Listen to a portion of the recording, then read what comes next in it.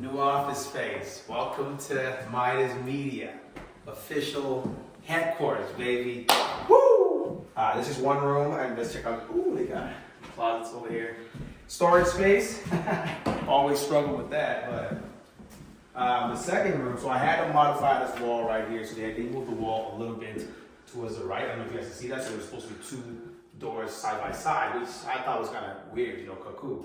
So now we can have this little wall to play with for design. So I'm gonna have a couch here. Over there, I'm gonna have a TV or kind of like a media center. So this is my lounge area. And this is my secret sauce right here, y'all. Now I'm gonna have a little gaming setup here. So I'm gonna have a desk here. This is where the gaming setup is gonna be hidden. So it's perfect that it's connected to this wall, the main wall, where the TV is going to be. So both of them, I'm gonna kind of connect them somehow. I'm not sure how I'm gonna do that yet, but that's the fun in DIY work, right? This room right here is gonna potentially be my studio for overhead shots, product shots.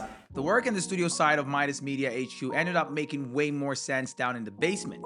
The space and structure down there were better for my main productivity desk setup, my home lab, my overhead filming station, coffee bar, and everything else that needed to function like a real studio. So instead of forcing all of that upstairs, this part of the top floor became my chill gaming area. The goal was to build it around the different ways that I actually enjoy gaming.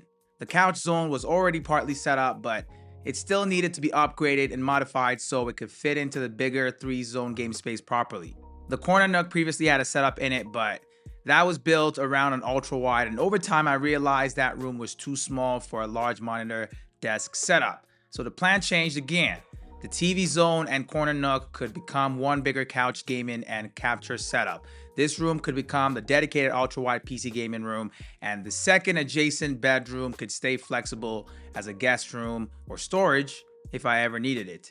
That made this room, which I originally thought might become the overhead setup studio, the first room I wanted to properly transform for my new 3-zone game space. The first job was transforming the wall this setup was going to live against, and those that were around it. The point was to treat the sound in there a little bit and set the tone for the space. So I went with a light pastel blue because I wanted the room to feel calm and clean, but not overly light and bright. Since the setup itself is going to be mostly white with black accents, the wall color needed to give the room some identity without overpowering the desk.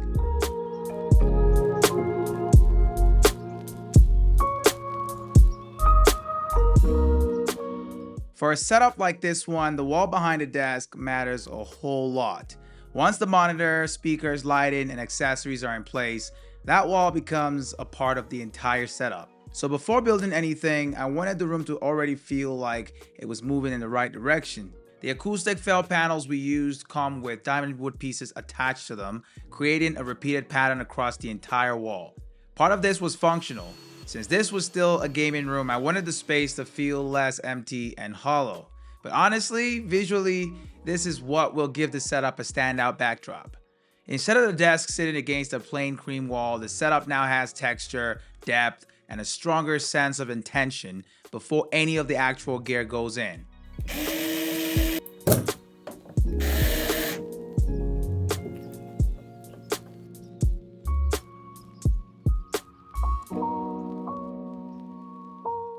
Now, this is the point where the room starts to feel like it's becoming an actual setup, not just a space I'm about to fill with one. Once the room was ready, I could finally start building the foundation. For the desk, I went with the Secretlab Magnus Pro XL in white. The XL size made the most sense here because the room had the wall space, and with plans to use a large ultra-wide monitor, I didn't want the desk to feel compressed.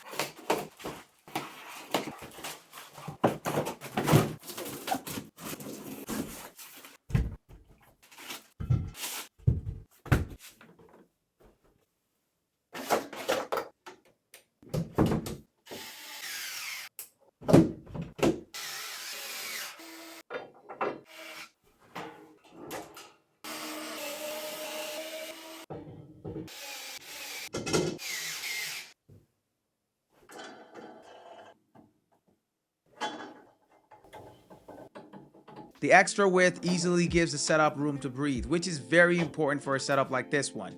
There needs to be space for the monitor, keyboard, mouse, stereo style speakers, controller, and anything else without the desk feeling crowded.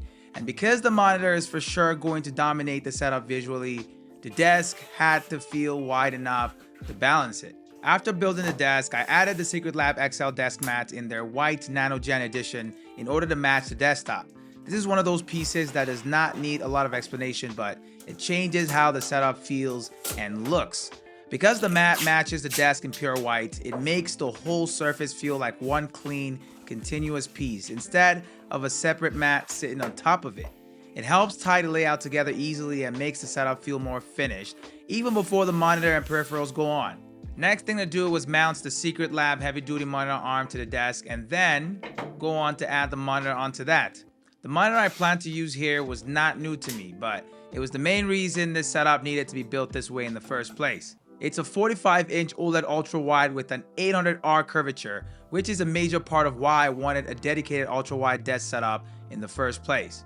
For immersive gaming, it makes the screen feel like it wraps all the way around you, and because this is currently the only monitor on the desk, it becomes the central point of the entire setup. I've actually had this arm for a couple of years now, and for a monitor this size mounted onto a Secretlab desk, trust me, it's the only thing that makes sense. It keeps the desk surface clear, gives the monitor a cleaner floating look, and lets me position the screen without needing a huge stand taking up the space on the desk. Once the monitor was mounted, I brought in my old Alex drawer. Now, I've had this thing for a few years now, but it's served its purpose every single time that I've had it in a desk setup. There was no storage in this room, and I still had wall space behind the desk, so the drawer solved two problems for me at once. It gave the room storage, and it gave me a clean place to put my 4090 Tower PC without taking up space on the top of the desk. That mattered for me a lot because the goal was to keep the desk surface clear and minimal. The PC stays close to the setup, but it still does not take over the desk. Once that was in place, I started planning the HDMI, Ethernet, and power runs between the PC and the monitor and any port that was below the desk, which is when I actually realized I had a small issue to fix. When I was about to plan the cable path between the monitor and the PC, I realized I had mounted the monitor arm on the wrong side of the desk. The PC was now sitting on the drawer to the right, so the base of the monitor arm needed to be closer to that side for the wiring to make sense. To be honest, it was annoying, but luckily for me, the heavy-duty monitor arm is super easy to assemble and take apart.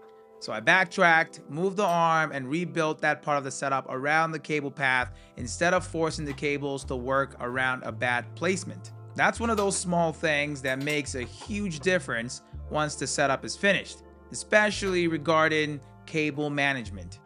Now, after the monitor and PC placement was sorted, I moved on to the desktop speakers. I started with the right side and worked the speaker placement around the monitor, the desk width, and where the cables would eventually need to run. For a setup like this one, speakers are not just an audio upgrade. They also help frame the desk visually.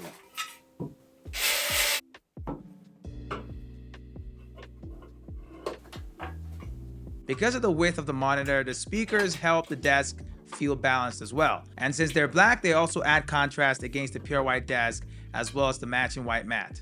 Once the main pieces were all in place, I started adding the peripherals and smaller desk pieces. The keyboard, the mouse, gaming controller, headset signal piece, and gaming PC controller all add function, but they also have to fit the visual language that I was going for the desk. The keyboard adds the personality piece. It's a 10 keyless keyboard themed after Black Myth Wukong and gives the setup a little more character without making the desk feel cluttered. The goal was to keep everything practical, but still make the setup feel clean from the seated position. After all the main peripherals were added, I handled the final cable runs, and at this point, it wasn't just the monitor and PC anymore. It was any of the peripherals on the desk that had to be routed in a way that kept the desktop clean, minimal, and clear. This is one of the best features of the Magnus Pro XL, the cable tray in itself. The cover finishes the look, but the real feature is the built-in tray that gives you a dedicated space to route, to hide, to organize, and still access all of the cables for all your devices behind the desk. That's what lets the desk stay clean from the front without making the setup impossible to manage behind the scenes. Once the cable tray was organized and closed up, I added a magnetic LED strip to the back cover And this is meant to give the setup ambient light against the wall without adding another visible accessory to the desk setup. It's only a small detail, but it helps the setup feel more finished, especially at night. The light sits behind the desk, so the effect is visible, but the source stays hidden. Now, after adding the LED strip, I ran into another small adjustment issue. The speakers were in place, but the angle was not quite right. They needed to point more directly towards my ears from both sides, so I adjusted the angle until the stereo image made more sense from the actual sit-in position.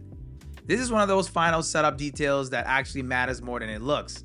The speakers can look perfectly aligned on camera, but if they aren't aimed properly from where you actually sit, the setup is not really finished. Once I tuned the speaker angles so they were right, I moved the desk back into place, and because the feature wall is such a big part of the room, the desk needed to be centered properly against it. So I made a few final position adjustments until the desk, the monitor, and the wall all felt symmetrical. That symmetry is what makes the final setup feel intentional and planned, instead of just randomly assembled and thrown together. Behind the PC, I also tidied up the cables using a white sleeve. Since the desk and the drawer are both light, I didn't want a messy black cable bundle standing out behind the setup. The white sleeve helps the cables blend in with the desk and the drawer, so even the side of the setup stays cleaner. Next thing I did was bring in a tall plant, which I've had in a lot of my different setups, but I do it because I need to add some greenery to the room, and this setup was no exception. I placed it on the left side of the desk in front of a tube light in order for it not to blend into the darker wall. Visually, I like how it balances the other side of the setup where the Alex drawer and the PC sit. After that, I plugged the desk into the wall outlet so I could power the desk itself, and the device is connected through its built-in power system. The next thing I did after that was add my wireless headsets to the side of the desk using a Secretlab magnetic mount. I like this because it can attach to almost any part of the desk, so it gives you flexibility without needing to drill into anything or commit to one permanent spot. It keeps the headset accessible as well, but also off the desktop. And that fits the whole goal of this setup. Keep the surface clear, but keep everything I use close by. After that, I brought in the matching Nanogen white chair. I've had this for a while as well, and I found that it pairs extremely well with the desk and the mat because all three pieces sit in that same clean white visual language. At this point, the setup finally started to feel complete visually. The desk, the mat, and the chair create the white base, while the monitor, the speakers, controller, headset, and PC add the black contrast. The last step was making final adjustments. I adjusted the chair, the monitor angle, the sit-in position, and the desk layouts until the setup felt right from where I would actually use it. Because with the monitor this curved, the viewing position is extremely important. It's not just about how the setup looks from the outside. It has to feel right when you sit down, you load up that PC, and you actually use it. And this is the finished setup, a dedicated ultra-wide PC gaming desk setup built from the room outward. The monitor has enough room to feel like the centerpiece, the desk has enough space to stay clean, and the room finally has a clear purpose. So that right there is the ultra-wide PC gaming desk setup. This is the first part of my 3-zone gaming space, and this room is now built around one specific type of gaming: immersive ultra-wide PC sessions. The next part of the series will move to the other side of the space where the couch gaming setup and the corner nook are getting upgraded into one bigger couch gaming and capture zone. But that's it for me on this one. Thanks for watching, and I hope to catch you in part 2.